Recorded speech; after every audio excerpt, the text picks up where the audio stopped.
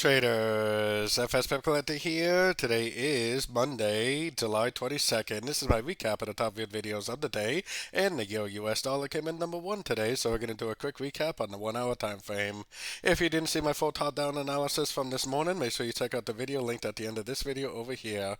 So definitely a pretty sideways day for the Euro US dollar, kind of typical price movement for a Monday. To me, it seems very, very clear that this is 1, 2, 3, 4, and 5 waves down. Looks like almost a perfect 5-wave trend. And if this really is 3 waves down, 3 waves up, 5 waves down, then that means we have a complete 3 waves of A, a complete 3 waves of B, and a complete 3 waves of wave C, or actually 5 waves of wave C for probably in, well, really, technically it's a higher high, so maybe it is a running flat. Either way, it definitely looks like a 335 pattern, which is a flat. I think at this point it is very, very likely to go up and take out these highs. I'm definitely still looking for longs. I'm actually already been long on this pretty much all day.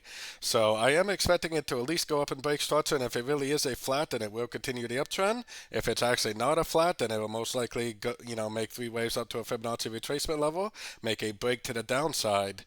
So now we're either in a correction to this move down, or if this really is a flat, we are in the continuation of the uptrend. As long as you pay attention to price and look out for the 3-way pullbacks and Fibonacci bounces, you should be trading in the right direction either scenario.